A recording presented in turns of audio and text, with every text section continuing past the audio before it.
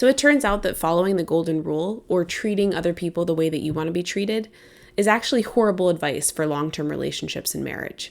In this video, I'm going to explain why that's the case and what to do instead. I'm Cameron. I'm a licensed therapist, wife, and mother, and this is my channel, Modern Marriage, where I share with you guys all the tips, resources, and insights that I've gained from working with couples in therapy so that you can start building the relationship that you've always wanted. So the golden rule.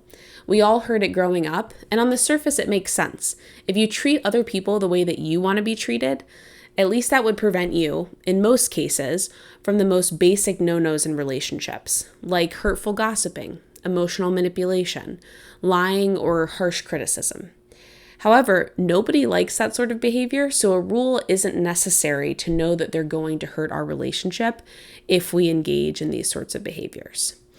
However, with more nuanced ways of communicating and treating each other, the golden rule begins to break down because your preferences for, say, what your partner does when you're stressed out, angry, or sad are probably different from what your partner's preferences are. For example, on average, women tend to vent more than men. Men may hold their frustrations and problems inside and try to deal with them on their own before talking about them out loud. While women, on the other hand, tend to prefer talking through issues out loud with someone that they trust. So if you try to force your husband to talk about things when he seems stressed out because that helps you, it might actually make things worse for him, even though you had the best intentions. Ultimately, this typically boils down to a breakdown in our ability to achieve true empathy.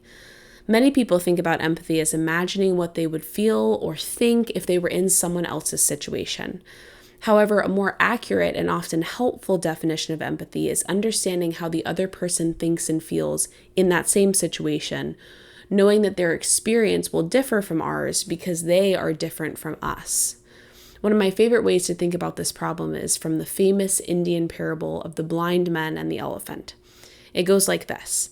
3 blind men are led out into a field and asked to walk forward with their hands out in front of them until they run into an object. They aren't told what the object is, but are only asked to describe what it is that they're feeling. The first blind man says, "I feel something rough, wrinkly, soft when I press down, and mostly flat." The second blind man says, "I feel something long and somewhat thin, like a rope with a lot of coarse hair at the end."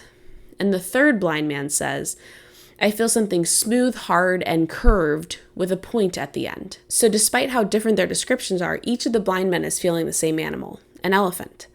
They just so happen to be touching different parts of the elephant, the side, tail, and tusks specifically.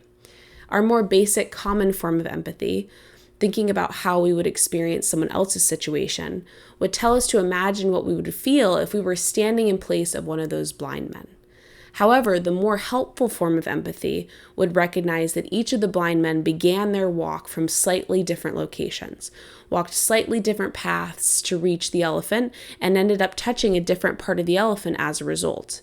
Not to mention the blind men are different heights and have different levels of previous experience interacting with elephants.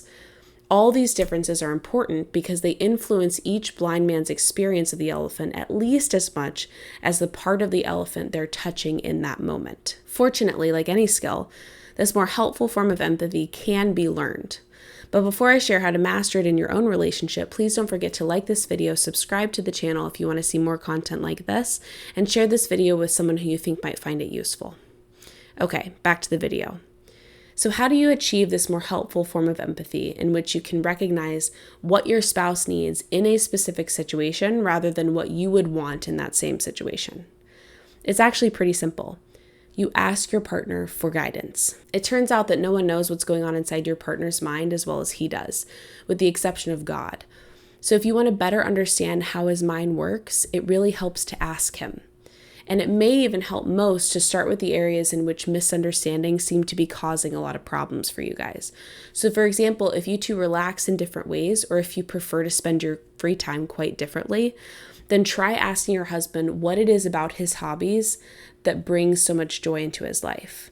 What do his favorite pastimes that you don't like, whether that's playing video games or listening to political podcasts or something else, actually mean to him? Why are they important to him? Or maybe you two view giving advice differently. You might interpret when your husband gives you advice about a problem you're going through at work as him trying to be helpful and attentive to your needs, while he might see unsolicited advice from you as evidence that you don't trust or believe in his ability to solve the problem himself. By the way, when you ask for this insight from your spouse, encourage as much specificity as possible. Exactly what things could you do or say in specific situations so that your husband feels understood and supported? That way, he's setting you up for success and treating him the way he wants to be treated. It is really hard to guess your way to the right answer when it comes to how someone else wants to be treated, especially since this approach tends to lead us right back to treating our spouses as if they're identical to us. So the more you two can establish the habit of genuine curiosity about each other's preferences and needs, then doing your best to meet those needs, the more you'll start to speak each other's languages, rather than being frustrated that you don't always speak the same language. Okay, guys, what did you think? Does this align with your experiences of love, relationships, and communication? Let me know your thoughts in the comments below. And until next time, I'm Cameron, and this is Modern Marriage.